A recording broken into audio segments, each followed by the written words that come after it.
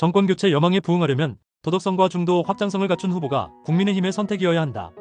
이번 조기 대선에서 국민의힘이 정권을 되찾기 위해 반드시 지켜야 할 원칙은 분명합니다. 바로 도덕성과 중도 확장성입니다. 이는 단순한 조건이 아니라 국민의힘이 이재명 더불어민주당 대표와의 본선 경쟁에서 승리할 수 있는 최소한의 자격이기도 합니다. 전과 사범에다 다수의 중범죄 혐의로 재판을 받고 있는 이재명 후보의 도덕성을 공격하려면 국민의힘의 후보는 그 누구보다도 깨끗해야만 합니다. 사법적 리스크가 있는 후보, 특히 최근 불거진 명태균 게이트와 같은 거대한 정치자금 스캔들에 연루된 인사를 내세운다면 본선 경쟁에서 결정적인 약점이 될 수밖에 없습니다. 정치란 이미지와 신뢰의 싸움입니다. 상대를 공격하려면 내 손이 깨끗해야 합니다. 이재명 대표는 이미 수많은 혐의로 법정에 서 있고 여러 재판이 병렬적으로 진행되고 있습니다. 성남FC 불법 후원금 의혹부터 대장동, 위례개발 특혜, 백현동, 법인카드 유용, 쌍방울 대북 송금까지 도저히 일반 정치인이라면 감당할 수 없는 수준의 혐의가 한 사람에게 집중돼 있습니다. 그러나 그를 향한 공세가 제대로 힘을 발휘하지 못하는 이유는 무엇입니까? 바로 여권 내에서도 도덕성 시비에서 자유롭지 못한 이들이 여전히 정치 전면에 서 있기 때문입니다. 명태균 게이트는 그 상징적 사례입니다. 이재명 대표를 부패와 비리로 몰아붙이기 위해선 당연히 그에 상응하는 도덕성을 먼저 갖추고 있어야 합니다. 지금이라도 당 차원에서 명태균 관련 인사는 대선 경선에서 철저히 배제해야 합니다.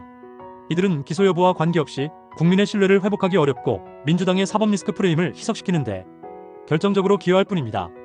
더욱이 윤석열 전 대통령 탄핵 이후 치러지는 이번 조기 대선은 탈윤석열이 핵심 변수입니다.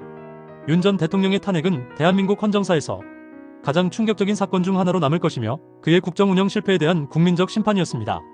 여론조사에 따르면 정권교체 여론은 56%를 넘었고 중도층에서는 무려 65% 이상이 정권교체를 희망하고 있습니다. 그 말은 곧 윤석열 정부에 대한 국민의 실망이 극에 달했다는 것을 의미합니다. 그런데 아직도 친윤계 인사들이 당내 유력주자로 이름을 올리고 있다는 것은 현실을 부정하는 처사입니다. 윤석열 시즌2를 기대하는 국민은 없습니다. 그런데 윤 전 대통령의 입김 아래 있던 인사, 그의 정권에서 고위직을 지낸 인물이 다시 대선 후보로 나오겠다는 것은 자멸로 가는 길입니다. 이는 중도층을 완전히 포기하겠다는 것과 다르지 않으며 정권교체를 염원하는 다수 국민의 뜻을 거스르는 결정입니다. 국민의힘이 진정으로 대선에서 승리하고자 한다면 지금 이 순간부터 새로운 보수의 얼굴을 찾아야 합니다. 그것은 과거에 안주하지 않는 인물, 기득권 정치에 물들지 않은 인물, 무엇보다도 도덕적으로 흠결이 없고 미래지향적인 정책을 제시할 수 있는 인물이어야 합니다.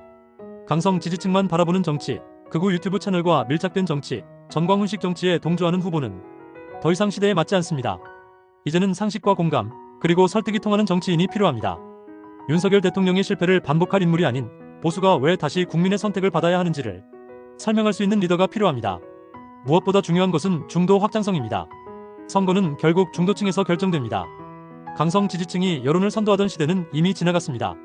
수도권, 특히 서울과 경기, 그리고 청년 유권자들은 자신이 선택할 정치인이 미래에 어떤 비전을 제시할 수 있는지를 가장 먼저 따집니다. 지금 보수 정당은 청년에게 어떤 메시지를 줄 수 있습니까? 도덕성과 책임감을 갖춘 후보는 청년에게 신뢰를 주지만 부패와 기득권의 상징으로 비치는 후보는 청년의 마음을 얻을 수 없습니다.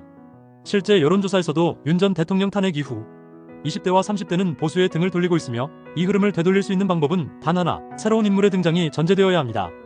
당연한 말이지만 정치에서 신뢰는 가장 강력한 자산입니다. 국민은 실망할 수 있습니다. 그러나 기회를 다시 줄 수도 있습니다.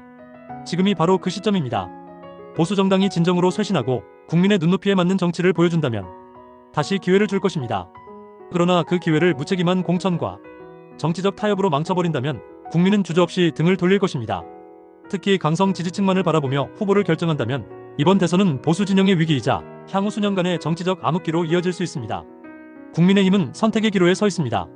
누구를 후보로 선택하느냐에 따라 이번 대선은 정권 연장의 기회가 될 수도 있고 영원한 야당으로의 추락이 될 수도 있습니다. 강성 지지층을 만족시키는 정치가 아니라 다수 국민의 상식과 눈높이에 부합하는 정치를 해야 할 때입니다. 보수는 바뀔 수 있습니다. 그리고 바뀌어야만 이길 수 있습니다. 지금 보수가 해야 할 일은 뚜렷합니다. 명태균 게이트와 같은 비리 의혹을 끊어내고 윤석열 대통령의 실패한 정치를 계승하려는 세력과 단절하며 중도층과 미래 세대에게 신뢰를 줄 수 있는 새로운 인물을 전면에 세우는 일입니다. 그것만이 국민의힘이 다시 국민의 마음을 얻고 정권을 되찾을 수 있는 유일한 길입니다.